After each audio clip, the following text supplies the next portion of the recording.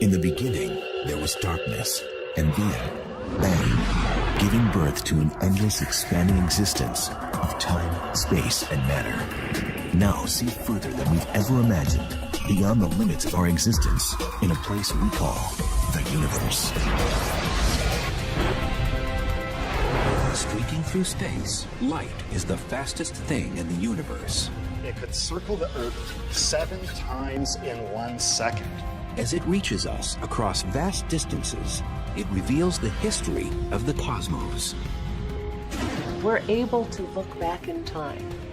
Light travels at 186,000 miles per second. Its speed is an ultimate barrier. Nothing can go faster. We have never, ever broken the speed limit. But is the answer final? Will spaceships ever speed faster than light? Is it even worth trying? To give up without trying is just giving up.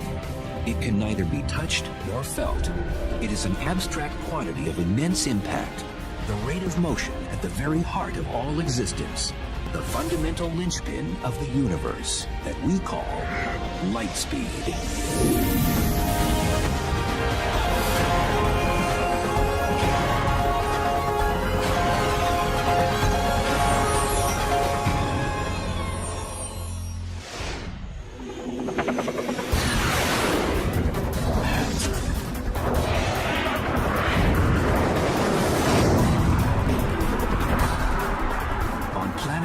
Where speed is in demand, the fastest people, vehicles, and technologies seem to crawl in a cosmos where light speed is king.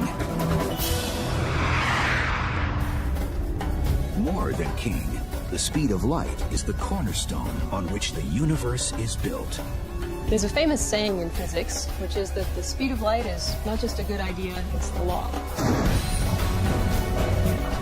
The speed of light is one of the most important speed limits in the entire universe.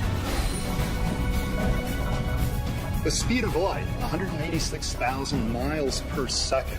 It was just incredible. I mean, if light traveled in a circle around the Earth, it could circle the Earth 7 times in 1 second. That's an incredible speed. That incredible speed is the first thing we encounter when confronting the phenomenon of light. To say it is fast is a colossal understatement. It's amazing to me that when I talk on my cell phone, I can talk to somebody clear across the country, and I'm not really aware of any time lag. And that signal is going from my phone to a tower, up to a satellite, back down, and it seems instantaneous. So we really take for granted the speed of light could practically be infinite to us. Physics professor Clifford Johnson of USC is an avid bike rider. Circling a track, he considers trying to cover the same 186,000 miles that light does in 1 second. He'll find, however, that his work will be cut out for it. To travel the distance that light moves in just 1 second, it would take me 22 months on a bike moving at 12 miles an hour, cycling 24 hours a day. But the speed of light, in relation to the speed of life, makes our world work in just the way we've come to expect. One of the beneficial effects for humanity of having the speed of light be as fast as it is that what you see is what you get. Light speed makes everyday experience virtually instantaneous. When the light bulb goes on, you see it right away. Anything that happens around you registers immediately. And certain experiences make it crystal clear that light travels faster than anything else, including sound. One interesting consequence of the great speed with which light travels is that you see a flash of lightning essentially instantaneously, but you hear the thunder only later on.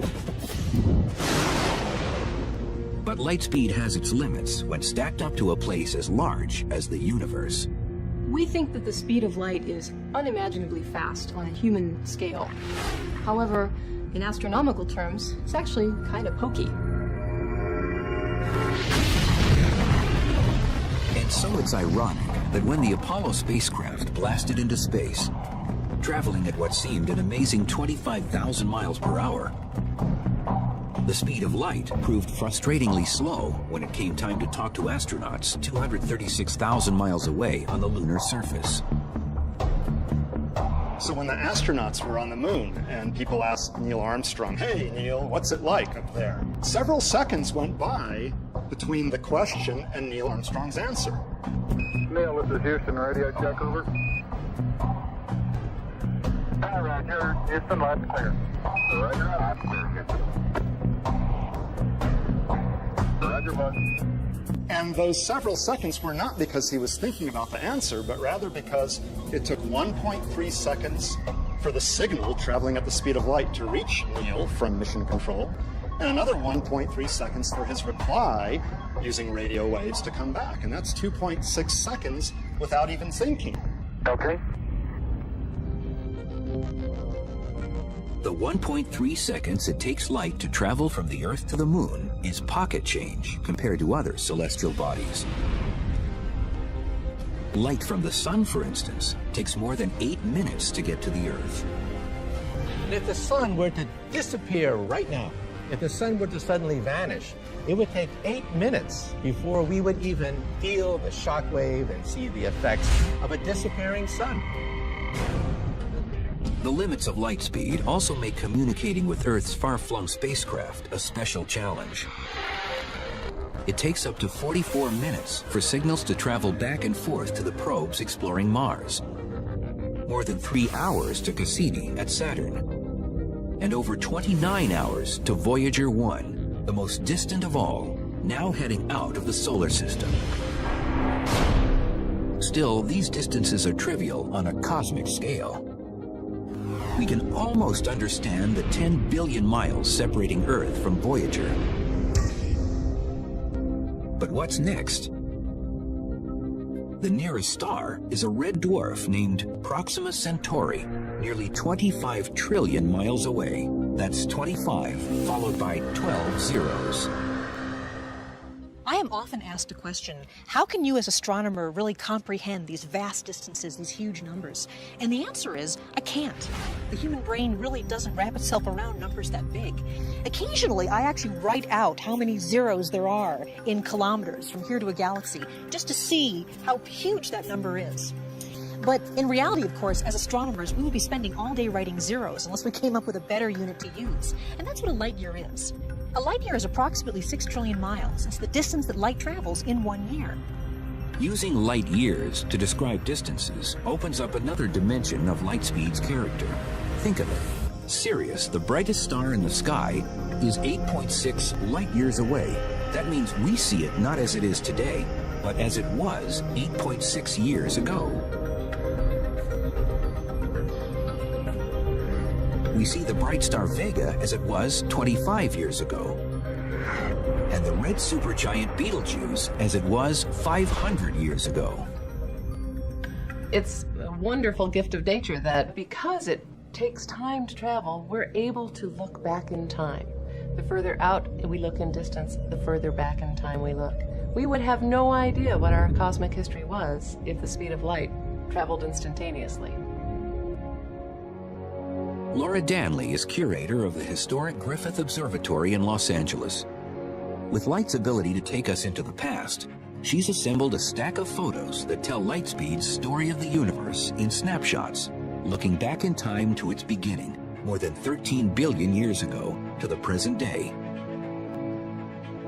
I'm putting together a scrapbook of the history of our family of galaxies, and that shows all the galaxies that we can see with our telescopes as far back as we can see with our telescopes. Each photo in this album, then, shows something in the universe with a look-back time equivalent to its distance in light years. The famous Crab Nebula, 6,500 years ago. The galactic core, center of the Milky Way, 26,000 years ago. And the Andromeda Galaxy, our next-door neighbor, 2.5 million years ago. But practically yesterday on a cosmic scale. I love this cluster. For almost 90% of the look-back time, the album is filled with common galaxies. Common, yes, but intriguingly diverse. These two are colliding. You can see one going what appears to be right through the other. And there's a lot of drama in the way galaxies evolve and the way they interact with one another. So this one would be, it's only about 500 million light years away. As Danley places each shot in the album, a bigger picture begins to emerge. Adult galaxies have been the main characters, evolving in all their variety for the past 12 billion years. But the cosmos also has its childhood photos, showing galaxies when the universe was a mere toddler. These are actually very interesting galaxies at about 11 billion light years away. These compact galaxies represent what might be a two or 2.5-year-old child, just really learning how to walk. But even these galaxies have their younger brothers and sisters. This spectacular shot shows a gravity lens, a cluster of galaxies 2.2 billion light years away that bends light, allowing us to see much further in space and time. The lens reveals a tiny speck identified as one of the earliest galaxies we can see, as it was 13 billion light years ago, still an infant in the evolving universe. Galaxies, when they were babies, really don't have a lot of distinguishable features. They're kind of blobs. They don't really have a lot of structure. The universe as a whole was something of a blob at the beginning of its life, too. What we see of that time are the first light waves in history, reaching us only now, 13.7 billion years after they flashed into existence. We see them in the picture of an afterglow from the Big Bang. And they are known today as the cosmic microwave background radiation. The cosmic microwave background radiation is the most distant thing we can see. It is, in a sense, the picture of the baby upon delivery. NASA's all-sky picture reveals a glow that is uniform everywhere we can see. The universe as it was in a cosmic moment after its birth. But here, our view comes to a sudden halt. What we can see of the universe is limited, not by the size or power of our instruments, but by the barrier of light speed itself. How can the fastest thing in the universe make us blind to the infinity of space?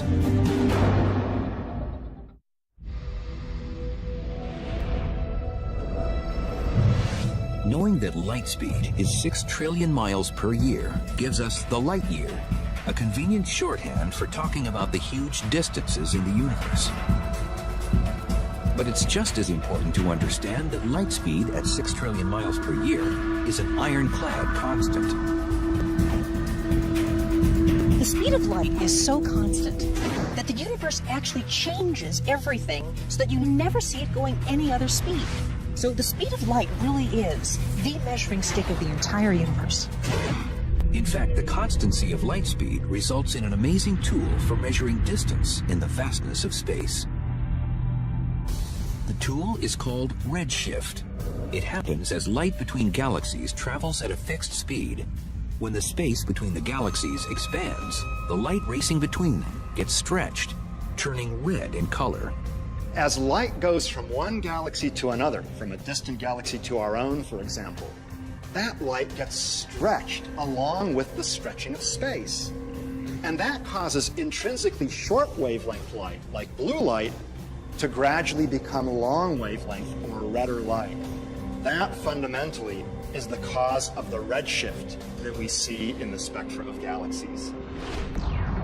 How does the redshift turn into a way to measure distance? It's all because of an astonishing discovery made in 1926 at the Mount Wilson Observatory outside Los Angeles. Being up here on Mount Wilson is always a thrill for me because it was actually right here at this location that our view of the universe entirely changed. It was here that Edwin Hubble found out the universe is expanding. And that was an amazing thing. He wasn't expecting it. Nobody thought that was the case. And it changed everything. Seeing red shifts everywhere, Hubble found that all of the universe's galaxies were moving away from each other, which we now know is caused by the expansion of space itself. As seen from the Earth, a galaxy doesn't look like it's moving away, but we know that it is because its light is red-shifted. A galaxy moving away at low speed has a slight redshift. A galaxy moving faster has a larger redshift. But Hubble found that those faster-moving galaxies are also farther away. That meant the greater the redshift, the more distant the galaxy. By seeing how fast space is expanding and working the math backwards, cosmologists have been able to estimate the age of the universe. Combine that with light speed, and you have a major brain twister. The universe is such a huge place that the light travel time really becomes important to us. We believe the universe began about 13.5 billion years ago. That means the farthest in any direction we can look is 13.5 billion light years. There hasn't been enough time for light to travel more than that. It's called our light horizon, a sphere 13.5 billion light years in all directions, containing everything we can see. But that's where the brain twister comes in. Does space end there? We have no reason to believe that the distance we can see is the entire size of the universe. In fact, it might be much bigger than that. It's just that with light travel time, that's all we can see. That's our horizon. So consider this conundrum. Astronomers in a galaxy at one edge of our horizon can't possibly see any galaxies on the other edge of our horizon. But they can see galaxies 13.5 billion light years in the other direction. And so can astronomers at the edge of their horizon. And on, perhaps to infinity. As for astronomers on Earth, light speed has them trapped. If we ask what is happening beyond our light horizon, we have to face the fact that the speed of light really is a barrier. We've never seen anything beyond our light horizon. Can we take comfort in the fact that there is so much to see inside our horizon? This breathtaking shot is the Hubble Space Telescope's ultra-deep field. It's a massively detailed photo of an area of the sky 100 times smaller than the full moon, yet containing 10,000 galaxies, some whose light has been speeding toward us for 13 billion years. Beyond that is the cosmic background radiation from just 400,000 years after the Big Bang. In NASA's color-coded picture, the radiation's glow is pure green, representing a distribution of matter so uniform, its temperature varies no more than 1/50,000th of a degree. Nothing in human experience is even close to this kind of uniformity. In fact, astronomers believe the universe should really be very different. By rights, the universe should be lumpy. If you look in this direction and you look in that direction, you should see two entirely different concentrations of matter, different temperatures, but it's extremely uniform. Therefore, we have a puzzle. The puzzle has its roots at the universe's birth in the Big Bang. If everything flew apart from the beginning, why shouldn't it be uniform? No kind of explosion that we know about leads to that kind of uniformity. If you imagine an ordinary explosion, an atomic bomb, a piece of TNT, but it's not really uniform at all. There's a piece of shrapnel going off there, a piece of paper going off there, an extra piece of iron going off there. It's really very non-uniform. So scientists believe the cosmic background radiation just shouldn't be as smooth a green as it is. We can find out why in an ordinary paint store. Let's consider a universe that consists of different color cans of paint. In our hypothetical paint universe, we have a can of yellow paint and a can of blue paint. And at the instant of the Big Bang in this universe, the two cans of paint start expanding apart from each other. In our hypothetical paint universe, one side of it would look yellow, and the other side would look blue. But as we've learned, the cosmos looks green, whether it's the paint universe or the real thing. The two colors of paint represent the different particles in the infant universe. To end up a uniform green, like the cosmic background radiation, they had to be touching. But when scientists first calculated the speed of the Big Bang, they concluded that it blew everything apart faster than the speed of light, meaning blue and yellow were too far apart, even at the instant of creation, for any mixing to take place. Seeing a universe that's so uniformly green would be very strange. It would be like taking our can of yellow paint, pouring it out, and having it be green, then taking the can of blue paint, pouring it out, and having it be green as well. It's impossible. This horizon problem can be solved by a theory that I've worked on called inflation, which is a twist on the Big Bang. Inflation is now the widely accepted variation that makes the Big Bang work without the limit imposed by the speed of light. Another way this could have happened is that our paint universe might have expanded only this far. The two cans of paint have enough time to mix and become uniformly green before the universe undergoes a sudden period of expansion that occurs faster than the speed of light. This would spread green paint all over the universe. If this theory is right, the period of inflation is really the Big Bang that we observe. The other bang that happened before that becomes really a little bang. It's just a precursor to the real Big Bang. Even today, the universe is expanding at high velocity. Galaxies speeding away from each other so fast that they seem to violate light speed as the ultimate speed limit. The faster-than-light expansion of space sets yet another limit on what we can see from Earth, where the galaxies of the universe continue to rush away from us.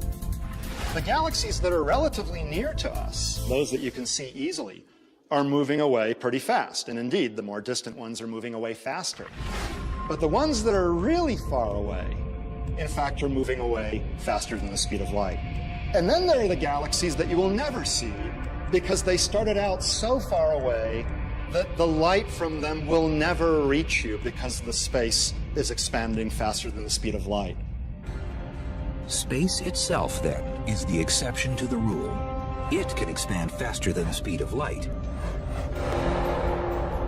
But everything inside it remains bound by Albert Einstein and his theory of relativity. Albert Einstein is the cop on the block.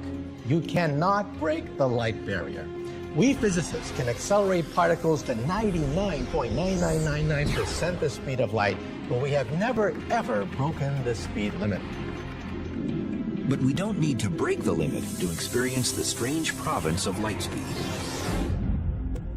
If the universe bends and stretches around the speed of light, what happens when we hit the accelerator and start to get close?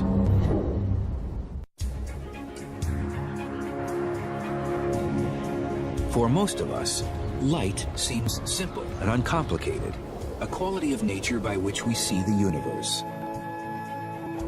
Under the scrutiny of science, however, it becomes strange and bizarre. Light is such a common thing in our everyday experience, and yet we have very little understanding of it, really. It's very weird. The speed of light is something that the entire universe bends around to accommodate. We can begin to understand why the universe bends itself around light speed by joining physicist Clifford Johnson at a bicycle track, where a tennis ball will compete against a beam of light. If I throw an ordinary object like a tennis ball, I can throw it at a given speed, and it'll go a certain distance. This is the path of the tennis ball as Johnson throws it while he's standing still. It lands roughly halfway down the track. Next, he'll throw the ball again, but this time from a moving bike, with different results. If I throw the tennis ball at that same speed while riding the bike, it'll go faster because it's the speed of the tennis ball plus the speed of the bike, and so it'll go further. Compare the two tosses, and the difference is clear. The ball goes faster and farther when thrown from the moving bike. It makes perfect sense. But now we put light to the same test, using the bike's headlight instead of a tennis ball. If I'm standing stationary and I switch on the headlight of the bike, that beam of light that comes out of the headlight comes out at the speed of light. No other speed but the speed of light. Suppose the beam was slow enough for us to actually see its motion down the track. We mark its position just a brief moment later. Next, Johnson switches on the headlight at riding speed, and the unexpected happens. In that same moment of time, the light travels exactly the same distance as before. Unlike for the tennis ball, you don't add the speed of the bike to the speed of the light. The speed of light remains the speed of light. The two light beams travel the same distance because light speed is constant and independent of the source's motion. It may fly against intuition, but it is a fact of nature. Every beam of light in the universe travels at the same speed in empty space, no matter how fast the star or comet or galaxy that emits it is moving. After scientists discovered this fact at the end of the 19th century, Albert Einstein did the math for the rest of us and developed his special theory of relativity, with constant light speed as its center. Understanding the speed of light gave us a window into understanding the nature of space and time as we understand it now. We do not live in a rigid world where meter sticks and a clock ticking at regular intervals. We live in a flexible, stretchy, Einstein's world, relativistic world of space and time. In common experience, the universe doesn't seem very stretchy to us because compared to light speed, we are moving very slowly.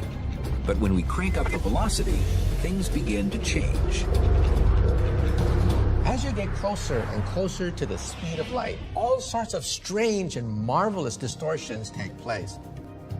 When we say that the universe kind of bends itself so that the speed of light is always constant, it's amazing how literally that's really true. As you move closer and closer to the speed of light, your time appears to slow down to an observer that's just sort of watching you go by. That's amazing. When Clifford Johnson bikes around the track, he needs to be going about 56 million times faster than his current 12 miles per hour to get close to light speed. But suppose he could. Imagine I were riding my bike close to the speed of light. Never mind whether that's possible or not. Just imagine that this was happening. My clock's running slow compared to the cameraman on the ground who's filming me. If I do that for a while, I'm going to age much more slowly than the cameraman who's on the ground. So that when I come back from the trip and come back and talk to the cameraman, he's actually much older than when I left him. If this sounds like magic instead of science, there is proof in something that many of us experience every day. A great example of Einstein's special theory of relativity and the fact that clocks that are moving relative to you run more slowly than your own clock, which is at rest, is the GPS system. The global positioning system lets us drive our cars without getting lost. Turn right. GPS begins with a network of 24 satellites orbiting the Earth 12,500 miles above the surface.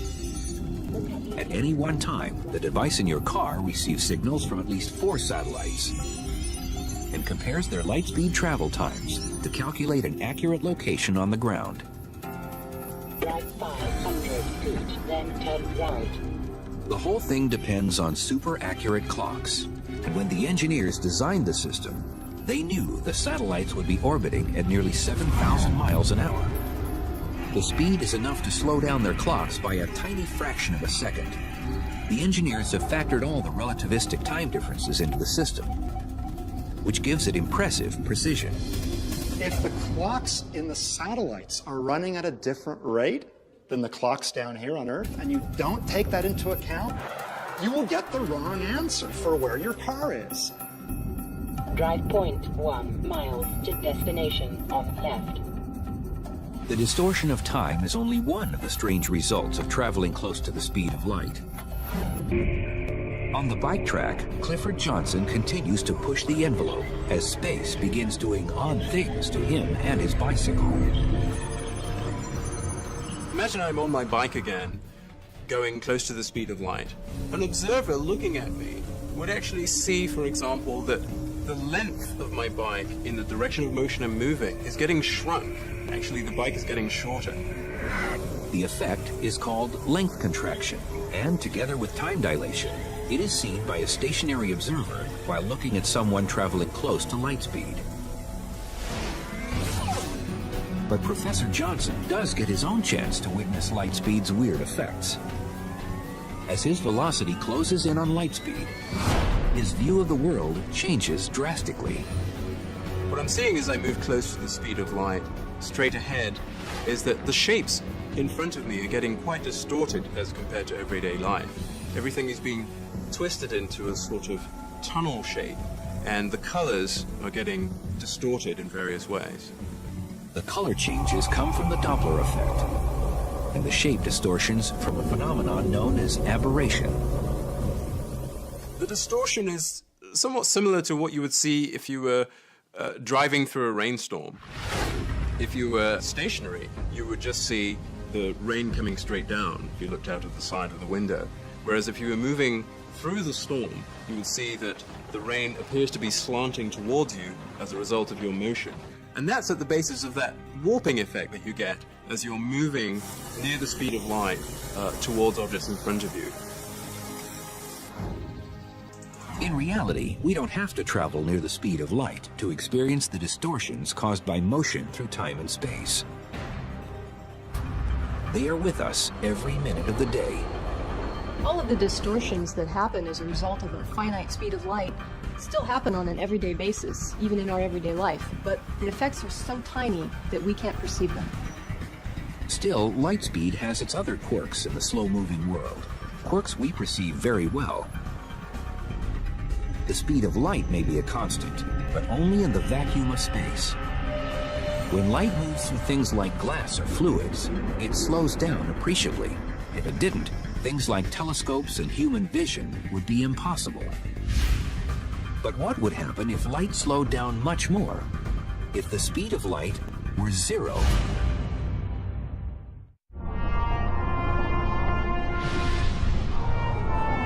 Light speed is 186,000 miles per second. It is a universal constant, but a constant with a catch. It travels at that speed only in a vacuum. Light changes its speed when it travels through different media. It travels more slowly through water. That's why you see refraction and bending and rippling of light when you're underwater. Life as we know it would be very different if light didn't propagate at different speeds through different materials. For example, we wouldn't be able to see. Our eyes wouldn't work the same way. In a universe where light moved at the same speed through all materials, we would know little of the world around us, seeing only vague blobs of dark and light. That's because our eyes depend on biological lenses to focus images on our retinas. Just like lenses made of glass, they work because light slows down as it passes through them. Well, why is that? Because light is absorbed by the atoms of glass, and then they re-radiate it later. So there's a delay factor. Light hits an atom, the atom vibrates, and then sends a light package off. So there's a delay factor. The delay factor also causes light to bend when it hits glass shaped into a lens.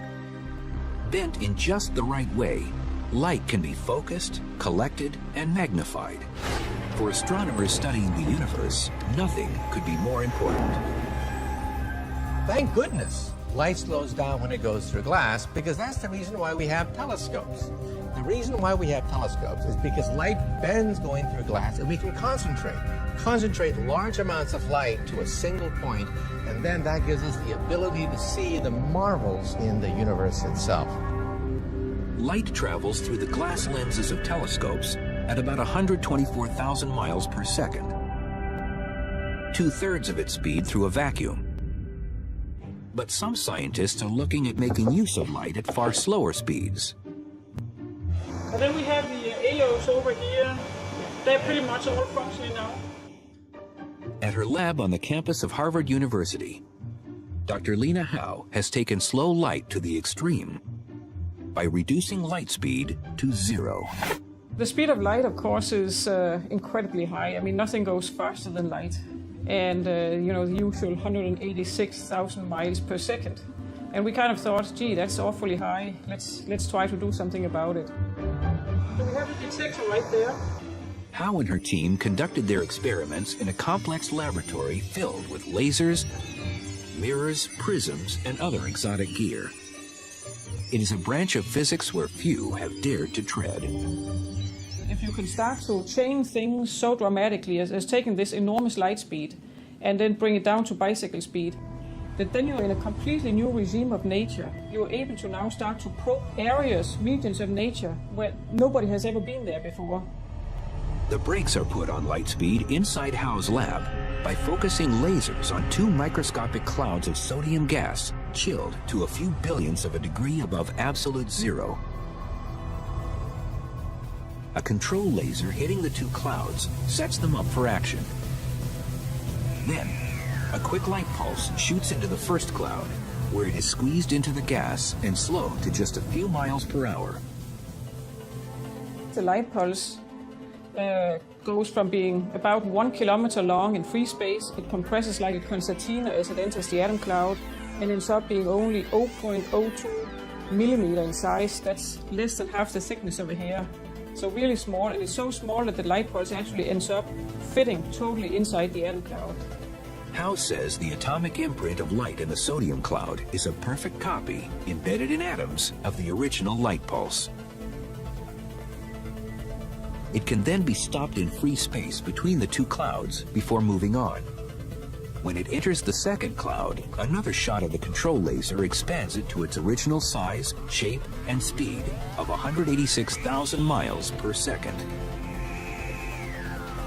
It is comparable in some ways to a science fiction transporter that sends people or objects through space. So in these experiments, what we really do is we stop and extinguish a light pulse in one part of space and revive it in a completely different part of space and send it back on its way. Since light can carry information, this super advanced technology points the way to futuristic light-based computers that bypass wires and electronic chips. Information read directly from light may be faster, more compact, and more secure than anything we have today.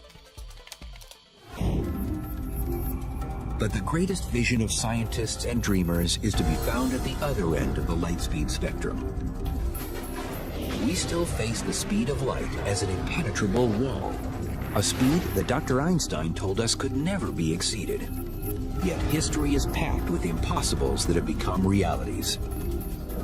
Will we ever, for instance, be able to reach the stars in ships that go faster than the speed of light? If so, when?